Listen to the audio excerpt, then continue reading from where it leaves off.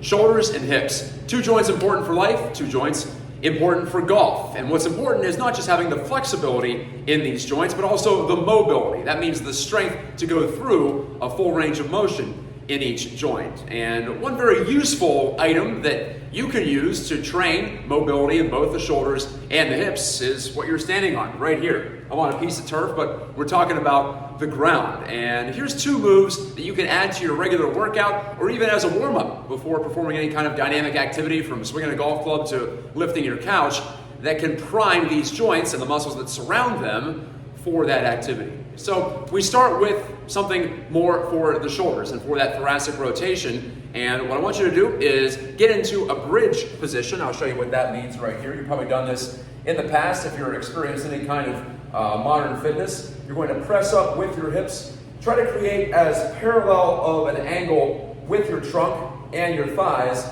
with the ground as possible. So that's going to require a good amount of effort, first of all, to maintain this position. And then what we're going to do is reach up with one hand, turning. See how I'm turning the thoracic spine? My chest is facing the camera right now. It's a right angle to which way my legs are facing. So here we are. We're going to feel a press upward. You're not going to want to let the shoulders sag. You're going to want to press up, engage all the muscles in that shoulder, and then you're going to, it helps me to look up as well. Hold for a 3 count, 1, 2, 3, and then slowly and deliberately return that hand to the ground and do the opposite on the opposite side.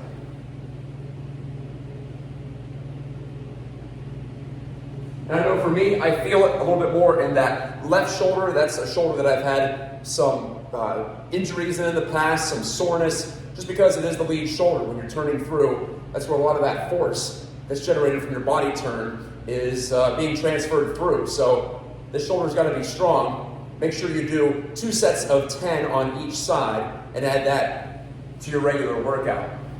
All right, next up is a focus on your hips with the scorpion reach. And this will not only help enhance the external rotation of each hip joint, but also there's a strength component too, and I'll show you in just a moment. What you want to do is, again, out on all fours, this time the more traditional way, obviously, and you're going to press up. I'm going to use my left leg as the anchor leg this time, and what you're going to do is reach as far back with the right hip as you can, turning to the outside. You're not extending the leg, you are keeping it like a clamshell. You're opening and closing, like this. It's all external rotation, and of course, your shoulders are being taxed here too because of their weight-bearing position in this move. But similar to the last exercise, the crab reach, with the scorpion reach,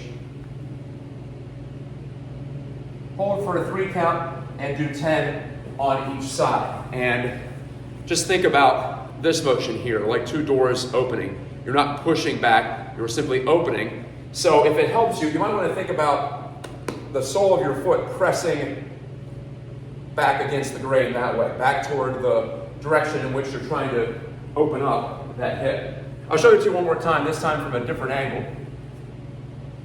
All right, extend with that plant leg, and then you're opening up, stretching. You should feel a stretch across the front of your hips, and also a squeeze in the glute for the leg that's in the air.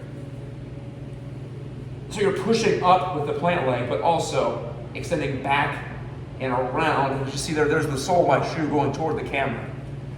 So don't cheat in these, don't go too fast. Hold for the 3 count, 2 sets of 10 on each side, and you'll see the benefits. You'll be able to experience strength and stability at the edge of that range of motion that you haven't had before, and ideally you're also improving your flexibility in addition to that functional mobility. So like I said, great for golf, great for life. Shoulders and hips, they can be troublesome. They're complicated joints at times. I've had my share of issues with both, and I know those of you who not just experience sports, but also just going through day-to-day activities, you're going to have some situations where perhaps you get a twinge of pain here, or in worst case scenario, some structural damage. But as far as protecting against that sort of outcome, these 2 exercises are right near the top of the charts. And all you need is your body and the ground. Thanks again for watching. Look for more from Geica Golf Performance.